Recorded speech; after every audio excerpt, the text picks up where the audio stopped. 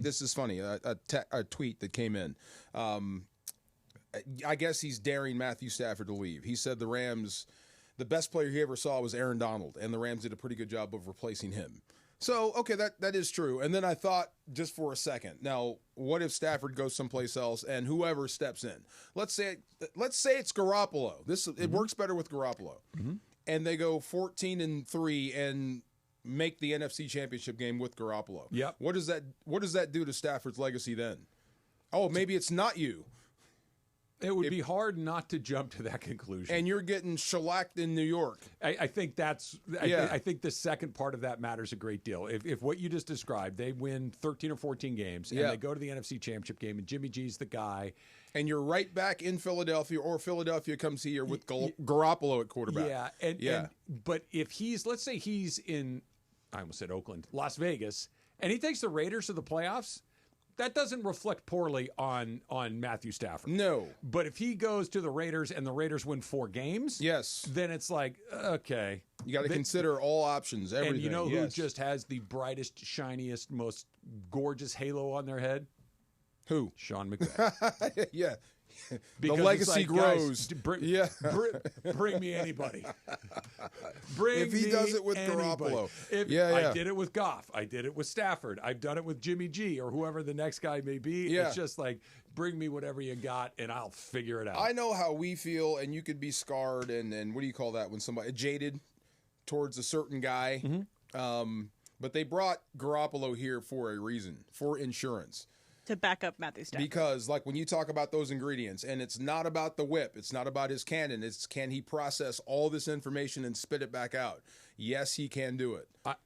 When he got the start, that's what I said. I want to see if he can run the offense, and clearly he can. I said it from the moment they signed him because I always thought it was, for a team that runs as well as the Rams do, I thought it was a blind spot that they had where their backup quarterback was always like, that dude's not good. Like, you're dead if you have to play with that guy. Right. And when you saw Wolford, when you saw Perkins, when you saw Rippon, you're like, those guys aren't good enough. This is even like with Mannion and who's the guy from Jacksonville they had briefly, the quarterback? Bortles. Bortles, yeah. Like, it's like, okay, no. Yeah. With Jimmy G, it's like, we're all right. We're not, I'd rather have Stafford, but we're not dead. You don't with have this the guy. edge every week as far as quarterback play, but you're not at the bottom. No. Yeah. No. And with those other guys, it felt when they signed him this last season, it's like, okay, they're finally putting a little more value in that in the event. And again, Matthew Stafford, a year older. Matthew Stafford coming off a year where he did miss some time with some injuries. So let's be prepared for that. Do not forget, Garoppolo's in the building. He's been here all year. He could take over now and be the start and get him ready to go. That would be one. Look. Tomorrow morning we wake up, and on our way in, the Rams hold a press conference and say we were unable to come to a deal with Matthew Stafford. We traded him to the Las Vegas Raiders. Jimmy Garoppolo is going to be our starting quarterback next year. It would be one of those, damn, wow. Yep. And then it would be, okay. Raid the draft for every defensive player you can get. Yep. And I think it happens that fast. And also, when's the next quarterback? Because Jimmy G's not going to be here for 5 years. That's the look. They did it with Goff. You don't have to be 2-15 to get that guy. You just have to be willing to go pay for it. Go move up and take the whatever. How many is it going to take to get all the way to top? Okay, here, you can have it. We have to have this guy. You can move. You got to be right. And I think that with Goff, they were way more right than they were wrong. He took him to a Super Bowl. Is that guy in this draft?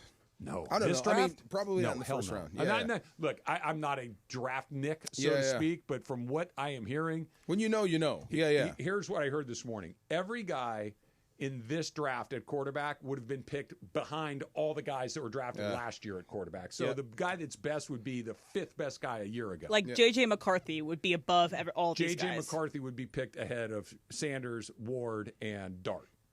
Never know. Trey Lance is trying to find a job. Lamar Jackson was picked at the bottom of the first round. You never know. Brady was in the 6th round. There Russell you go. Wilson was in the 3rd round. Didn't Allen fall a little bit too? He went to 10th or 12th overall. Yeah. But look, let's not get crazy. Yeah. Most of them are taken right at the top. It's not super complicated, but not all of them. If you said to me, do you want to try to find your quarterback with the top pick or with the 100th pick? I'll take number 1, please. Thank you. Definitely. If you can get the top play guy. All right, fans, ESPN LA fans, the Lakers beat